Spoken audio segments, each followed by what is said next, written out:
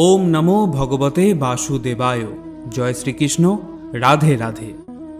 বন্ধুরা, বলা হয় যে শ্রীমদ্ ভাগবত গীতা শুধুমাত্র একটি ধর্মের জন্য নয়, এটি পৃথিবীর প্রতিটা মানুষের পড়া এবং বোঝা উচিত, যাতে সে ব্যক্তি তার জীবনের সুখ, শান্তি এবং সাফল্য লাভ করতে পারে।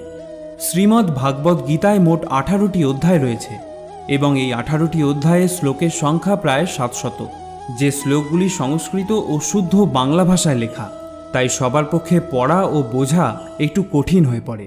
তাই আজকের এই ভিডিওতে সহজ বাংলায় শ্রীমদ্ ভাগবত গীতার 111টি বাণীর কথা আপনাদের বলবো, যে বাণীগুলি মনুষ্য জীবনের প্রতিটি পদক্ষেপে অতি প্রয়োজনীয়। এই বাণীগুলি শুনলে আপনি শ্রীমদ্ ভাগবত গীতার প্রকৃত অর্থ বুঝতে পারবেন। তবে ভিডিও শুরু করার আগে যারা আমার এই চ্যানেলে নতুন ভিডিও দেখছেন, তারা দয়া করে চ্যানেলটিকে সাবস্ক্রাইব করবেন এবং যদি ভিডিওটি শেষ পর্যন্ত দেখে আপনাদের ভালো লাগে তাহলে অবশ্যই ভিডিওতে একটি লাইক করতে ভুলবেন না। তাহলে চলুন দেরি না করে শুনে নেওয়া যাক শ্রীমদ্ ভাগবত গীতার অতীব প্রয়োজনীয় কিছু কথা। ভগবান শ্রীকৃষ্ণ বলেছেন, যে ব্যক্তির মধ্যে জ্ঞানের অভাব এবং ঈশ্বরে বিশ্বাসের অভাব রয়েছে, সেই ব্যক্তি জীবনে কখনো সুখ ও সাফল্য লাভ করতে পারে না। কে কি করছে, কিভাবে করছে এবং কেন করছে, এসব থেকে যত দূরে থাকবে ততই সুখে থাকবে। একজন বিবেকবান মানুষের যখন আত্মসম্মানে আঘাত লাগে, তখন সেই মানুষটিও সম্পর্কের বন্ধন ছিন্ন করে দেয়। মোহ বা টান তার ওপর অনুভব করো যার ওপর তোমার অধিকার রয়েছে। যার ওপর তোমার অধিকার নেই তার ওপর মোহ বা টান অনুভব করাই উচিত নয়। যারা অন্যের কষ্ট বোঝে, যাদের মমতা আছে, যারা হৃদয় থেকে শুদ্ধ, তারা এই জন্মমৃত্যু চক্র থেকে মুক্ত হয়ে যায়। তাদের আর জন্ম নিতে হয় না। তোমার কর্মই তোমার আসল পরিচয়, কারণ এক নামের তো হাজারো মানুষ থাকতে পারে। যা হবার থাকে তা হয়েই থাকে, আর যা হওয়ার নয় তা কখনোই হয় না। এই দৃঢ়তা যদি তোমার মনেও থাকে, তাহলে তোমায় কখনো দুশ্চিন্তা করতে হবে না। কর্ম এমন একটি ফসল যা একজন ব্যক্তিকে যে কোনো পরিস্থিতিতে কাটতেই হয়। তাই সর্বদা ভালো বীজ বপন করো, যাতে ফসলটাও ভালোই হয়। সদা সন্দেহকারী ব্যক্তির প্রসন্নতা পাওয়া না এ জীবনে সম্ভব, আর না অন্য জীবনে। তাই যারা অতিরিক্ত সন্দেহপ্রবণ, তাদের খুশি করা বন্ধ করো। বস্তুর সম্পর্কে চিন্তা করে মানুষ তাদের প্রতি আসক্ত হয়ে পড়ে। এই কারণে তাদের মধ্যে কামনা বাসনা তৈরি হয় এবং কামনা বাসনা বিঘ্নিত হলেই ক্রোধের উৎপত্তি হয়। আর ভগবান বলেন, রিপুদের মধ্যে সবথেকে ভয়ঙ্কর হলো এই ক্রোধ। যদি শারীরিক ও মানসিকভাবে সুস্থ থাকতে চাও, তাহলে এই ক্রোধকে বর্জন করতে হবে।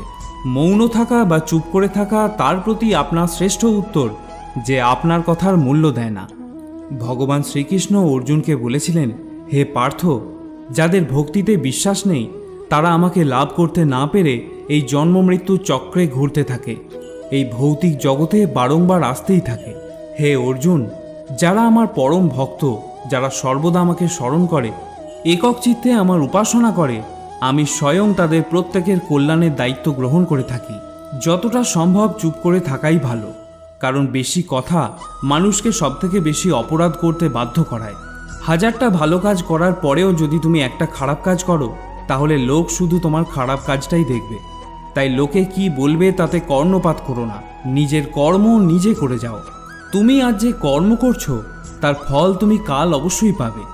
আর আজ তোমার যা কিছু আছে, তা তোমারই দ্বারা করা তোমার অতীতের কর্মের ফল। ভগবান বলেন, তোমার অতীত পরিবর্তন করার ক্ষমতা তো আমার নেই, কিন্তু তুমি যদি চাও, তোমার বর্তমানের কর্মের দ্বারা তোমার ভবিষ্যৎ আমি অবশ্যই পরিবর্তন করতে পারবো। হে পার্থ, আমি কারোর ভাগ্য তৈরি করি না, সবাই তাদের ভাগ্য নিজে তৈরি করে। ভালো কর্ম সেটা নয় যার ফল সবসময় ভালো হয়। ভালো কর্ম তো সেটা যার উদ্দেশ্য কখনো খারাপ হয় না। আর ভালো উদ্দেশ্য নিয়ে করা কাজ কখনো বৃথা যায় না। কোনো একটি কাজ করার আগে অবশ্যই চিন্তা করা উচিত, কিন্তু চিন্তা এতটা করা উচিত নয় যাতে ওই কাজটাই নষ্ট হয়ে যায়। কারণ প্রয়োজনের বেশি চিন্তা দুশ্চিন্তায় পরিবর্তন হয়ে যায়। হয় তুমি সময়ের সাথে বদলে যাও, না হলে সময়কে বদলাতে শেখো, কিন্তু ভাগ্যকে কখনো দোষারোপ করো না। যে কোনো পরিস্থিতিতে চলতে শেখো। অন্যের জীবনকে পরিপূর্ণভাবে অনুকরণ করার থেকে নিজের জীবনে অসম্পূর্ণভাবে বেঁচে থাকাও ভালো। এই সংসারে কোনো মানুষই সর্বগুণসম্পন্ন হয় না। তাই কিছু দোষ ত্রুটিকে নজর এড়িয়ে গিয়ে সম্পর্কগুলোকে বজায় রাখার চেষ্টা করো। তোমার কেবল তোমার কর্ম করার ওপরে অধিকার আছে, কিন্তু কর্মের ফলে তুমি অধিকারী নও। না তো তুমি নিজেকে তোমার কর্মের ফলের কারণ বলে মনে করবে, আর না কখনো কোনো কর্ম না করার প্রতি আসক্ত হবে। ভগবান শ্রীকৃষ্ণ বলেছেন, ন কর্মণা মনা রম্ভান নৈষ্কর্মং পুরুষ স্নুতে ন চ সন্ন্যাস না দেব সিদ্ধং সমাধি গচ্ছতি। অর্থাৎ কেবল কর্মের অনুষ্ঠান না করার মাধ্যমে কর্মফল থেকে মুক্ত হওয়া যায় না, আবার কর্মত্যাগের মাধ্যমেও সিদ্ধি লাভ করা যায় না। ন হি কশ্চিৎ ক্ষণমপি জাতু তিষ্ঠত্ব কর্মকৃত কার্যতে হবশ কর্মসর্ব প্রকৃতির জয়ীর গুণই। সকলেই মায়ার দ্বারা প্রভাবিত হয়ে নিজের নিজের কর্ম করে যাচ্ছে। কর্ম না করে তুমি এক মুহূর্তও থাকতে পারবে না। মানুষ কখনো ভালো বা মন্দ হয় না, ভালো বা মন্দ হয় তার কাজ, আর মানুষের কর্ম অনুযায়ী সে তার ফলও পায়। যখন কোনো সমস্যার জন্ম হয়, সাথে সাথে তার সমাধানেরও জন্ম হয়। তাই সমাধান বের করতে চেষ্টা করো, আজ না হলে কাল তা অবশ্যই বের হবে। অর্জুনের তীরের মতো মরুভূমির থেকেও জল বেরিয়ে আসবে। যখন আমাদের মন দুর্বল হয়, তখন পরিস্থিতি একটি সমস্যা হয়ে দাঁড়ায়, আর যখন মন স্থিতিশীল থাকে তখন পরিস্থিতি একটি পরীক্ষা হয়ে দাঁড়ায়, আর যখন আমাদের মন মজবুত হয় তখন পরিস্থিতির সুযোগ তৈরি করে দেয়। আমরা তো জীবনে অনেক ভুল করেই থাকি, কিন্তু জীবনের সবথেকে বড় ভুল হলো সেটা যেটা থেকে আমরা কিছু শিখতে পারি না। ভগবান শ্রীকৃষ্ণ অর্জুনকে বলেছিলেন, হে ভারতবংশী, দেহের মধ্যে থাকা জীবিতকে কখনো হত্যা করা যায় না, তাই কোনো জীবের জন্য তোমার দুঃখ করা উচিত নয়। মানুষের মানবতা ঠিক সেই সময় নষ্ট হয়ে যায় যখন সে অন্যের দুঃখে আনন্দ পেতে শুরু করে। সময় আমাদের শেখায়, না তো জীবন কারোর জন্য সারা জীবন অপেক্ষা করবে, না তো কেউ তোমার জন্য সারা জীবন অপেক্ষা করবে। এই পৃথিবীতে সময় আর জীবন কারোর জন্য থেমে থাকে না। জীবনও তার সাথেই খেলে যে খেলোয়াড় শ্রেষ্ঠ প্রকৃতির হয়। কষ্ট সবার একই রকম হয়ে থাকে, কিন্তু আত্মবিশ্বাস প্রত্যেকের ভিন্ন ভিন্ন হয়। কেউ হতাশ হয়ে হাল ছেড়ে দিয়ে ছিন্ন ভিন্ন হয়ে যায়, তো কেউ সংগ্রাম করে আবার জ্বলে ওঠে। মানুষকে তার কর্মের সম্ভাব্য ফলাফলের দ্বারা প্রাপ্ত জয় পরাজয়, লাভ ক্ষতি, সুখ দুঃখ ইত্যাদি সম্ভাব্য পরিণতির কথা ভেবে চিন্তাগ্রস্ত হওয়া উচিত নয়। এই ধরাধামে মনুষ্য জীবন প্রাপ্ত হলে তাকে কর্ম করতেই হবে। শ্রীকৃষ্ণ ভগবান হয়েও এই কর্মের নিয়তি চক্র থেকে কখনো রেহাই পাননি। তিনি সারা জীবন কর্ম করে গেছেন। তাই তো তিনি অর্জুনকে বলেছিলেন, ন মে পার্থাস্তি কর্তব্যং ত্রিষু লোকেষু কিঞ্চন নানা ব্যাপ্তম ব্যাপ্তব্যং বর্ত এবচ কর্মণি। হে পার্থ, এই ত্রিজগতে আমার কিছুই কর্তব্য নেই, আমার অপ্রাপ্তও কিছু নেই এবং প্রাপ্তব্যও কিছু নেই, তবুও আমি কর্ম করে যাচ্ছি।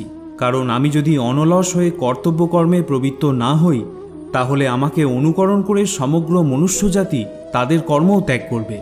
যদি তুমি তোমার ভুল থেকে কিছু শিখতে পারো, তাহলে সেই ভুলগুলি হবে তোমার ওপরে ওঠার সিঁড়ি। আর যদি তুমি তোমার ভুল থেকে কিছু শিখতে না পারো, তাহলে সেই ভুলগুলি সমুদ্র হয়ে যাবে। এখন সিদ্ধান্ত সম্পূর্ণ তোমার, তুমি উপরে উঠবে নাকি নিচে ডুববে। মানুষ হলো নশ্বর দেহের অধিকারী। মানুষ যেমন পুরাতন বস্ত্র পরিত্যাগ করে নতুন বস্ত্র পরিধান করে, ঠিক তেমনি আত্মাও পুরনো অসার শরীর ত্যাগ করে নতুন এক ভৌতিক শরীর ধারণ করে। তাই কারোর জন্য তোমার শোক করা উচিত নয়।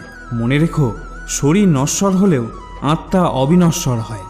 এই আত্মাকে অস্ত্র দ্বারা ছেদন করা যায় না, জল দ্বারা সিক্ত করা যায় না, বাতাস দ্বারা শুষ্ক করা যায় না, আবার অগ্নি দ্বারা দগ্ধও করা যায় না। তাহলে কিসের এত শোক, কিসের এত চিন্তা? জীবনের সমস্যাগুলো ততটা শক্তিশালী হয় না যতটা আমরা আগে থেকে মনে করে নিই। কখনো কি শুনেছ যে অন্ধকার সকাল হতে দেয়নি? এটা জরুরি নয় যে প্রত্যেকবার তোমার কথাকে সঠিক বলেই মনে করা হবে। তাই মাঝে মাঝে নিশ্চুপ থাকতেও শেখো। যে যত শান্ত প্রকৃতির হয়, সে ততই গভীরভাবে তার বুদ্ধির প্রয়োগ করতে পারে। সমালোচনাকে ভয় পেয়ে কখনোই নিজের লক্ষ্য ত্যাগ করবে না, কারণ যারা সমালোচনা করে তাদের মতামত লক্ষ্য অর্জনের সাথে সাথেই পরিবর্তন হয়ে যায়। তোমার পরাজয় এবং জয় তোমার চিন্তার ওপরেই নির্ভর করে। যদি তুমি মেনে নাও, তবে তোমার পরাজয়ই হবে, কিন্তু যদি তুমি দৃঢ় প্রতিজ্ঞ হও, তাহলে তুমি বিজয়ী হবে। সবথেকে বিচক্ষণ ও স্থির মনের মানুষ তারাই হয় যারা সফলতায় গর্বিত হয় না, আবার ব্যর্থ হলে দুঃখে ডুবেও যায় না। যদি তোমার প্রশংসা করা হয়, তবে তোমার আরও সতর্ক হওয়া দরকার। জীবনে কখনো কারোর সঙ্গে নিজেকে তুলনা করবে না। মনে রাখবে, তুমি যেমনই হও সেটাই সর্বশ্রেষ্ঠ। যে মানুষ মনকে জয় করতে শিখেছে, তার কাছে তার মনই সবথেকে ভালো বন্ধু, কিন্তু যে এটা করতে পারে না, তার কাছে তার মন সবথেকে বড় শত্রু হয়ে ওঠে। জীবনে যে নেতিবাচক চিন্তা আসবে এটা নিশ্চিত, কিন্তু এটা তোমার ওপর নির্ভর করে যে তুমি তাদের কতটা গুরুত্ব দেবে। সর্বদা মনে রাখবে, ভালো দিন পাওয়ার জন্য তোমাকে খারাপ দিনের সাথে লড়াই করতেই হবে। জীবনে কোনো কিছুই চিরস্থায়ী নয়, তাই কঠিন সময়ে কখনো ভেঙে পড়ো না। খুব তাড়াতাড়ি সমস্যার মেঘ কেটে গিয়ে সমাধানের সূর্যের উদয় হবেই, কারণ এই পৃথিবীতে সব কিছুই পরিবর্তনশীল। যে ব্যক্তি মনকে জয় করতে শিখেছে সে ইতিমধ্যেই পরমাত্মাকে লাভ করতে শিখেছে। এমন ব্যক্তির কাছে সুখ দুঃখ, শীত গরম, সম্মান অসম্মান সবই একরকম। যে যাই বলুক না কেন, নিজেকে সবসময় শান্ত রাখার চেষ্টা করো, কারণ সূর্যের উত্তাপ যতই প্রখর হোক না কেন, তাতে সমুদ্রের জল কখনো শুকিয়ে যায় না। জলে ভাসমান নৌকা যেমন ঝড়ের আঘাতে নিজের লক্ষ্য থেকে দূরে সরে যায়, ঠিক সেরকমই অতিরিক্ত আনন্দ মানুষকে ভুল পথে চালিত করে। ভগবান শ্রীকৃষ্ণ অর্জুনকে বলেছিলেন, হে অর্জুন, একজন ব্যক্তি যা ইচ্ছা তাই হতে পারে যদি সে অবিরত বিশ্বাসের সঙ্গে কাঙ্ক্ষিত জিনিসের ওপর ধ্যান করে। আমাদের অতীত এবং ভবিষ্যতের কথা চিন্তা করে সময় নষ্ট করা উচিত নয়, কারণ যা হওয়ার তা তো হবেই, যা হয় ভালোর জন্যই হয়। তাই অতীত ও ভবিষ্যতের চিন্তা না করে বর্তমানেই বাঁচতে শেখা উচিত। পরিবর্তনই হলো সংসারের নিয়ম, এখানে সমস্ত কিছুই পরিবর্তনশীল। তাই সুখ দুঃখ, লাভ ক্ষতি, জয় পরাজয়, মান অপমান ইত্যাদির মধ্যে একটি স্থানে অবস্থিত থেকে জীবনকে উপভোগ করা উচিত। নিজের রাগকে নিয়ন্ত্রণ করতে শেখো, কারণ রাগের ফলে ভ্রম সৃষ্টি হয়। এই ভ্রম বুদ্ধিকে বিচলিত করে তোলে, এর ফলে বুদ্ধির নাশ হয়, ব্যক্তি পতনের দিকে অগ্রসর হতে শুরু করে। রাগ, কামনা বাসনা, ভয় এগুলি হলো আমাদের পরম শত্রু। যে কোনো কাজ করার আগে বিচার করো। আমরা যে কর্মই করি না কেন তার ফল আমাদেরকেই ভোগ করতে হয়, তাই কর্ম করার আগে বিচার করা উচিত। ভগবান শ্রীকৃষ্ণ অর্জুনকে বলেছিলেন, ব্রহ্মণ্যাধায় কর্মাণি সঙ্গম তক্তা করতিই য লিপ্যতে ন স পাপে ন পদ্মপত্র মীমাম্ভসা। যিনি সমস্ত কর্মের ফল পরমেশ্বর ভগবানকে অর্পণ করে দিয়ে অনাসক্ত হয়ে কর্ম করেন, কোনো পাপ তাকে কখনো স্পর্শ করতে পারে না। ঠিক যেমন জল কখনো পদ্মপাতাকে স্পর্শ করতে পারে না। নিজেকে কখনো দুর্বল মনে করো না, পড়ে গেলে ওঠার চেষ্টা করো, লড়াই করো, পূর্ণ নিষ্ঠার সাথে তোমার দায়িত্ব পালন করো, বাকি সব কিছু আমার উপর ছেড়ে দাও। তোমার দুঃখ কষ্টের জন্য কখনো পৃথিবীকে দোষারোপ করো না, নিজের মনকে বোঝাও। তোমার মনের পরিবর্তন ঘটলে সমস্ত দুঃখ কষ্টেরও পরিসমাপ্তি ঘটবে। তোমার নিজের ইচ্ছার শক্তির মাধ্যমেই নিজেকে নতুন আকার প্রদান করো। কখনো নিজেকে নিজের ইচ্ছার দ্বারা অপমানিত করো না। মনে রাখবে, ইচ্ছা তোমার পরম বন্ধু হতে পারে, আবার পরম শত্রুও হতে পারে। সময় কখনো একরকম থাকতে পারে না। যারা অকারণে অন্যকে দুঃখ দেয় তাদেরকেও একদিন দুঃখ পেতেই হয়। ধৈর্য ধরো। জীবনের সবথেকে ভালো দিন দেখার জন্য তোমাকে সবথেকে খারাপ দিনের মধ্যে দিয়েই যেতে হবে। কান্না থামাও, নিজেই নিজের সমস্যার সাথে লড়াই করতে শেখো, কারণ যারা সঙ্গ দেয় তারাও শ্মশান পর্যন্তই সঙ্গ দিতে পারে, কিন্তু তার পরে নয়। সময় যখন বিচার করে তখন সাক্ষীর প্রয়োজন পড়ে না। তোমার বিশ্বাস একটা পাহাড়কেও নড়াতে পারে, কিন্তু তোমার মনের সন্দেহ একটা পাহাড়কে তুলে দাঁড় করাতে পারে না। অহংকার আর সংস্কারের মধ্যে অনেক বড় পার্থক্য থাকে। অহংকার অন্যের মাথা নত করে খুশি হয়, কিন্তু সংস্কার নিজে মাথা নত করে খুশি হয়। যখন পরিবারের সদস্যদের অপ্রীতিকর মনে হয় এবং অপরিচিতদের নিজের লোক বলে মনে হয়, তখন বুঝে নেবে তোমার ধ্বংসের সময় শুরু হয়ে গিয়েছে। তুমি কি লক্ষ্য করেছো, রেগে গিয়ে চিৎকার করতে বেশি শক্তির প্রয়োজন হয় না, কিন্তু চুপ করে থাকতে অনেক বেশি শক্তির প্রয়োজন হয়। যদি কেউ আমাকে প্রশ্ন করে পরিশ্রম ছাড়া সফল হওয়ার উপায় কি, তাহলে আমি তাকে বলবো, যেখানে পরিশ্রম নেই সেখানে সফল হওয়ার স্বপ্ন দেখাই বৃথা। তোমার শত্রুকে ধ্বংস করার ফন্দি না বানিয়ে শত্রু তৈরি হওয়ার পিছনের কারণগুলোকে ধ্বংস করো। জ্ঞানী মানুষ তৈরি করার জন্য যদি কোনো বই লেখা হয়, তাহলে সততাই হবে তার প্রথম অধ্যায়ে। মনে রেখো, একজন সফল ব্যক্তিকে জীবনসঙ্গী করার মধ্যে কোনো সফলতা নেই, বরং একজন পরিশ্রমী মানুষের মনোবল বাড়িয়ে তার সাফল্যের সঙ্গী হওয়াই প্রকৃত সফলতা। অন্যের জীবনে নিজের স্থান খোঁজা বন্ধ করে দাও। বিশ্বাস করো, এতে তোমার জীবন অনেক শান্তিপূর্ণ হবে। সময় খুবই শক্তিশালী হয়, যা যে কোনো জিনিসকে বদলে দিতে পারে, সেটা ব্যক্তি হোক বা সম্পর্ক। একটা ভুল মানুষকে অনেক কষ্ট দেয়, কিন্তু এরকম কিছু কিছু ভুল থাকে যা মানুষকে ভবিষ্যতে হাজারটা ভুল করার থেকেও বাঁচায়। যে আঘাত থেকে রক্ত বের হয় না, বুঝে নিও সেই আঘাত কোনো আপনজনই দিয়েছে। বিজয়ের আনন্দ তো তখন পাওয়া যায় যখন সবাই তোমার হারের প্রতীক্ষায় থাকে। সব দুঃখ কেটে যাবার পরই মন প্রসন্ন হয়, এটা সম্পূর্ণ ভুল ধারণা। মন প্রসন্ন হলে তবেই সব দুঃখ দূর হয়। যদি প্রয়োজনের থেকে অতিরিক্ত কিছু হয়ে যায় তাহলে তা শুধু ক্ষতিই করে, সেটা প্রেম হোক বা অহংকার। এটা ভুল ধারণা যে রাবণ শুধুমাত্র অহংকারের জন্যই মরেছিল। যখন শত্রু ঘরে থাকে তখন মৃত্যু শুধু অহংকারের জন্য নয়, বরং সেই ব্যক্তির ওপর ভরসা করলেও হতে পারে। পরিবার বা সমাজ দুটোই ধ্বংসের পথে চলে যায় যখন জ্ঞানী ব্যক্তিরা নীরবতা পালন করে আর অজ্ঞানীরা চিৎকার করতে থাকে।